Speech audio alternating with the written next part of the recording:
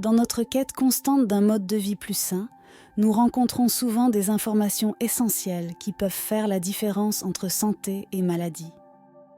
Aujourd'hui, nous vous apportons une alerte vitale, une erreur courante, mais dangereuse, qui a été associée à une augmentation du risque de cancer de l'estomac.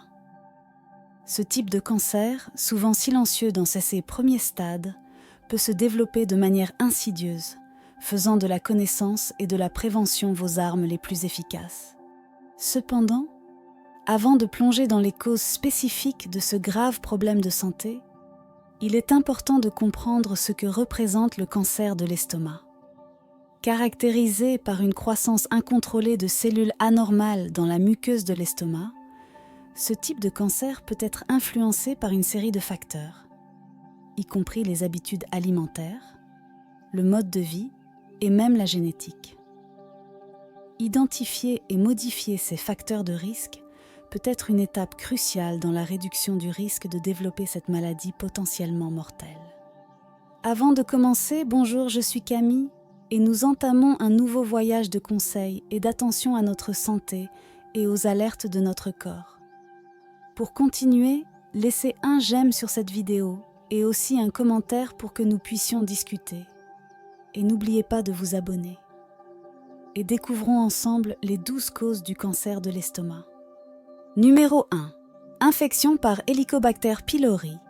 Helicobacter pylori, H. pylori, est une bactérie qui colonise la muqueuse de l'estomac humain. On estime que plus de la moitié de la population mondiale est infectée par cette bactérie, bien que la plupart ne développent jamais de problèmes graves. Cependant, chez certains individus, une infection chronique par H. pylori peut entraîner des modifications de la muqueuse de l'estomac, résultant en une gastrite chronique, qui est un facteur de risque pour le développement du cancer de l'estomac. H. pylori a la capacité unique de survivre dans l'environnement acide de l'estomac, et ce, en produisant l'enzyme uréase qui convertit l'urée en ammoniac, neutralisant ainsi l'acide autour de la bactérie. Cette infection persistante provoque une réponse inflammatoire chronique qui peut endommager la muqueuse de l'estomac au fil du temps.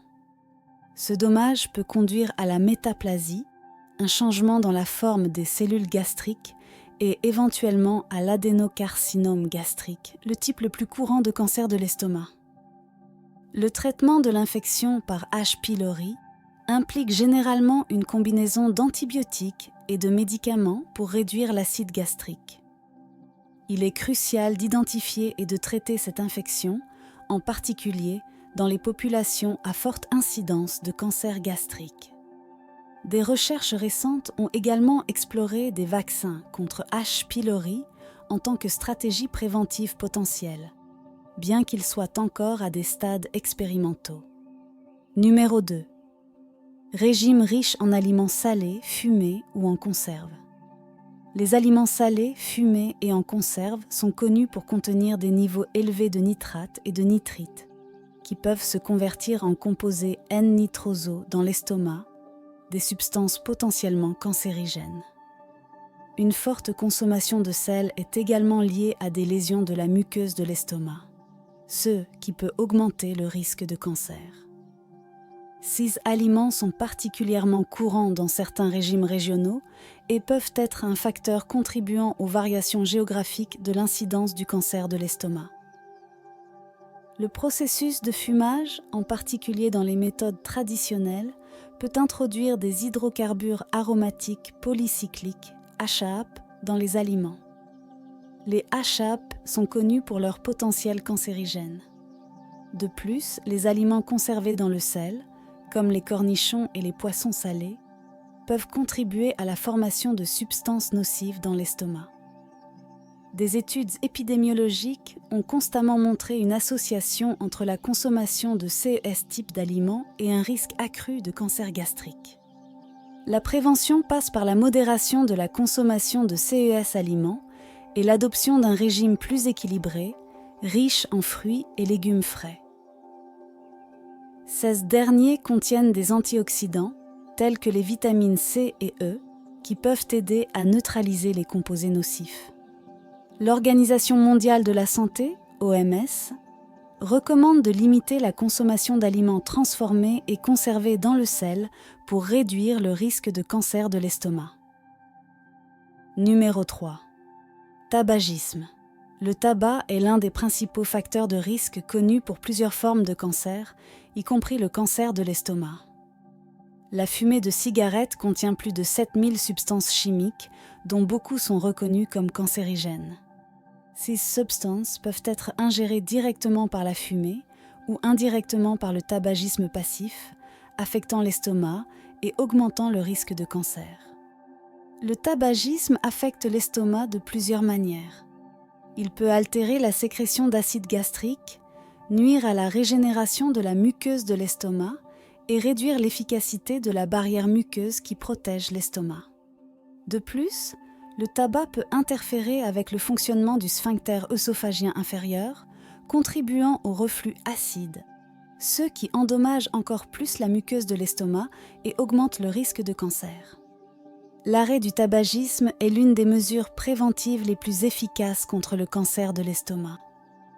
Arrêter de fumer réduit non seulement le risque de développer un cancer de l'estomac, mais diminue également le risque de nombreuses autres maladies, y compris les maladies cardiaques et d'autres types de cancers. Les programmes d'arrêt du tabagisme, les thérapies de remplacement de la nicotine et le conseil peuvent être des ressources efficaces pour aider les fumeurs à arrêter. Numéro 4. Antécédents familiaux de cancer de l'estomac. Un historique familial de cancer de l'estomac peut indiquer une prédisposition génétique à la maladie.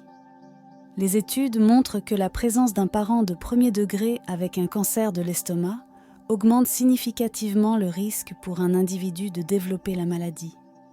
Cela peut être dû à des mutations génétiques héritées, comme celles trouvées dans le syndrome de cancer gastrique héréditaire diffus. En plus de mutations génétiques spécifiques, des facteurs de risque partagés dans les familles, tels que certains régimes alimentaires ou l'exposition à des toxines environnementales, peuvent également contribuer au risque accru. Il est important que les individus ayant un historique familial fort de cancer de l'estomac recherchent un conseil génétique et envisagent des examens de dépistage réguliers. Bien que la présence d'un historique familial ne signifie pas nécessairement que quelqu'un développera un cancer de l'estomac, cela devrait servir d'alerte pour une surveillance plus rigoureuse et l'adoption d'un mode de vie sain, ce qui peut aider à atténuer d'autres facteurs de risque. Numéro 5. Utilisation prolongée d'anti-inflammatoires non stéroïdiens, INS. Les INS, tels que l'aspirine et l'ibuprofène, sont largement utilisés pour soulager la douleur et réduire l'inflammation. Cependant, l'utilisation prolongée de ces médicaments a été associée à un risque accru de développer des problèmes gastro-intestinaux, y compris le cancer de l'estomac. Cela se produit parce que les INS peuvent endommager la barrière muqueuse qui protège la muqueuse de l'estomac, conduisant à une inflammation et à des dommages à long terme. Les AANS inhibent l'activité des enzymes COX-1 et COX-2. L'inhibition de la COX-1 réduit la production de prostaglandine qui protège la muqueuse de l'estomac, augmentant ainsi la vulnérabilité aux dommages et aux érosions. Ces changements peuvent favoriser le développement d'ulcères gastriques et, dans certains cas, contribuer à la carcinogenèse. La gestion du risque associé à l'utilisation des AANS implique l'utilisation prudente de ces médicaments, en préférant des alternatives plus sûres lorsque cela est approprié, et l'utilisation de protecteurs gastriques chez les patients nécessitant un traitement prolongé avec des INS. Il est essentiel que l'utilisation de ces médicaments soit effectuée sous surveillance médicale, en particulier chez les individus à risque accru de problèmes gastro-intestinaux. Numéro 6. Consommation excessive d'alcool. La consommation excessive et prolongée d'alcool est un facteur de risque bien établi pour plusieurs types de cancers, y compris le cancer de l'estomac. L'alcool peut endommager la muqueuse de l'estomac et de l'œsophage, conduisant à des inflammations et à des changements cellulaires pouvant prédisposer au cancer. L'éthanol présent dans les boissons alcoolisées est métabolisé dans le corps humain, produisant de l'acétaldéhyde, une substance chimique toxique et potentiellement cancérigène. L'acétaldéhyde peut se lier à l'ADN, provoquant des mutations pouvant conduire au cancer. De plus, l'alcool peut faciliter l'absorption d'autres substances cancérigènes dans le tractus digestif. La réduction de la consommation d'alcool, voire l'abstinence, est une stratégie importante dans la prévention du cancer de l'estomac. Les programmes de soutien et de traitement de l'alcoolisme peuvent être utiles pour les individus qui luttent pour limiter leur consommation d'alcool. La sensibilisation aux risques associés à l'alcool est essentielle pour la prévention du cancer de l'estomac et d'autres maladies liées à l'alcool. Numéro 7. Obésité. L'obésité est un facteur de risque significatif pour le cancer de l'estomac, en particulier l'adénocarcinome à la jonction gastro-œsophagienne. L'excès de graisse corporelle peut entraîner des changements métaboliques et hormonaux favorisant la carcinogenèse. De plus, l'obésité est souvent associée à des maladies telles que le reflux gastro-œsophagien, qui est en soi un facteur de risque pour le cancer de l'estomac. La graisse viscérale, qui s'accumule autour des organes internes, est particulièrement dangereuse. Elle sécrète des cytokines pro-inflammatoires et des adipokines, qui peuvent contribuer à un état chronique d'inflammation et de résistance à l'insuline, tous deux associés à un risque accru de cancer. De plus, l'obésité peut conduire à l'hyperplasie de l'épithélium gastrique, créant un environnement propice au développement de cellules cancéreuses. La prévention du cancer de l'estomac dans ce contexte implique l'adoption d'un mode de vie sain, avec un régime équilibré et une pratique régulière d'exercice physique. La perte de poids, en particulier la réduction de la graisse viscérale, peut diminuer de manière significative le risque de cancer de l'estomac. Les programmes de perte de poids et le suivi médical sont essentiels pour les individus obèses. Numéro 8. Reflux gastro-œsophagien chronique, RGO. Le reflux gastro-œsophagien chronique se produit lorsque l'acide gastrique et d'autres contenus de l'estomac remontent dans l'œsophage. Ce reflux chronique peut irriter et endommager la muqueuse de l'œsophage et est associé à un risque accru d'adénocarcinome de l'œsophage et de cancer de l'estomac à la jonction gastro-œsophagienne. L'exposition prolongée à l'acide gastrique peut conduire à une condition connue sous le nom d'œsophage de Barrett, où les cellules de la muqueuse de l'œsophage se transforment pour ressembler à celles de la muqueuse de l'estomac. L'œsophage de Barrett est un facteur de risque significatif pour l'adénocarcinome de l'œsophage et peut indirectement augmenter le risque de cancer de l'estomac. Le traitement efficace du RGO implique des changements de mode de vie, tels que la perte de poids, l'éviction des aliments déclencheurs de reflux et l'évitement de manger avant de se coucher. Des médicaments réduisant la production d'acide, tels que les inhibiteurs de la pompe à protons, sont également souvent prescrits. Dans les cas graves, une chirurgie peut être nécessaire pour corriger les problèmes structurels qui causent le reflux. Numéro 9. Polypes gastriques. Les polypes gastriques sont des excroissances qui se forment sur la muqueuse interne de l'estomac. La plupart des polypes gastriques sont bénins et ne causent pas de symptômes, mais certains types, en particulier les adénomes, ont le potentiel de devenir cancéreux. Les adénomes sont un type de polype qui contient des cellules glandulaires et sont considérés comme précancéreux. S'ils ne sont pas détectés et retirés, ces polypes peuvent éventuellement se transformer en cancer de l'estomac. Le risque que les adénomes deviennent cancéreux dépend de plusieurs facteurs, y compris la taille du polype et la présence de dysplasie, un type d'anomalie cellulaire. La détection et l'élimination des polypes gastriques sont cruciales pour prévenir le cancer de l'estomac. Cela se fait généralement par endoscopie, une procédure dans laquelle un tube fin avec une caméra à l'extrémité est inséré par l'œsophage pour examiner l'estomac. Les polypes suspects peuvent être retirés pendant l'endoscopie pour analyse et prévention du cancer. Numéro 10. Âge avancé. L'incidence du cancer de l'estomac augmente avec l'âge, étant plus courant chez les personnes de plus de 55 ans. Avec le vieillissement, des changements se produisent dans le corps qui peuvent augmenter le risque de cancer, y compris des réductions dans l'efficacité du système immunitaire et l'accumulation de dommages à l'ADN dans les cellules au fil du temps. Le vieillissement est également associé à des changements dans la muqueuse gastrique, tels que l'atrophie gastrique et une diminution de la production d'acide qui peuvent prédisposer au développement du cancer. De plus, les personnes âgées ont tendance à avoir une exposition cumulée plus élevée à des facteurs de risque environnementaux et alimentaires au cours de leur vie. La prévention et le dépistage du cancer de l'estomac chez les personnes âgées sont essentiels, bien que difficiles en raison de la présence de comorbidités.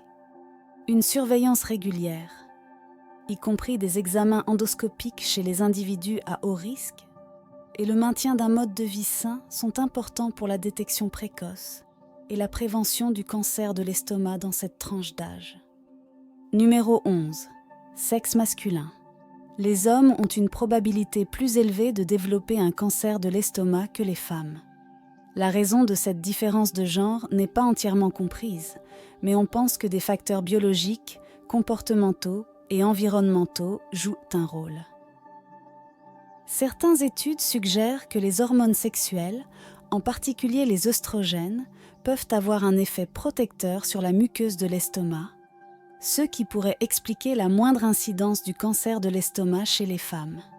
De plus, les hommes et les femmes ont souvent des régimes alimentaires et des habitudes de consommation de substances, comme l'alcool et le tabac, différents, ce qui peut contribuer aux différences dans l'incidence du cancer. Bien qu'il ne soit pas possible de modifier le risque inhérent au sexe, la sensibilisation à la plus grande susceptibilité des hommes au cancer de l'estomac peut encourager l'adoption de modes de vie plus sains et la recherche de dépistage et de diagnostic précoce, en particulier chez les hommes présentant d'autres facteurs de risque. Numéro 12. Groupe sanguin. A. Des études épidémiologiques indiquent que les personnes de groupe sanguin A peuvent avoir un risque légèrement accru de cancer de l'estomac. La raison exacte de cette association n'est pas claire, mais on pense qu'elle pourrait être liée à des différences dans le système immunitaire ou à la présence d'anticorps spécifiques. Le groupe sanguin peut influencer la réponse immunitaire aux infections, comme l'infection par H. pylori, qui est un facteur de risque important pour le cancer de l'estomac. Les personnes de groupe sanguin A peuvent avoir une réponse immunitaire moins efficace à cette bactérie, ce qui pourrait augmenter le risque d'inflammation chronique et de développement subséquent du cancer. Bien que le groupe sanguin ne soit pas un facteur de risque modifiable, la connaissance de cette association peut être utile pour la stratification du risque et les décisions concernant le dépistage et la prévention, en particulier pour les individus présentant d'autres facteurs de risque de cancer de l'estomac. Mais attendez, il y a plus. Saviez-vous que de petits changements dans votre mode de vie peuvent faire une grande différence dans la prévention du cancer de l'estomac? Oui, c'est vrai. L'adoption de habitudes saines n'est pas seulement une mesure préventive, mais aussi un puissant outil d'autonomisation. Demandez-vous: que puis-je faire aujourd'hui pour mieux prendre soin de mon estomac?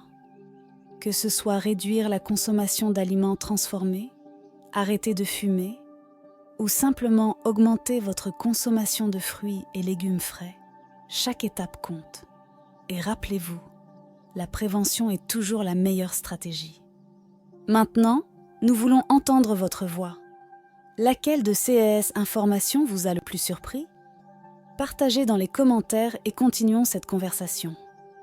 Ensemble, nous pouvons diffuser la connaissance et promouvoir la santé. Et si vous connaissez quelqu'un qui bénéficierait également de cette vidéo, n'hésitez pas à partager. Restez informés, engagés et, surtout, engagés dans votre santé. Parce qu'au final, c'est le soin quotidien qui construit un avenir plus sain.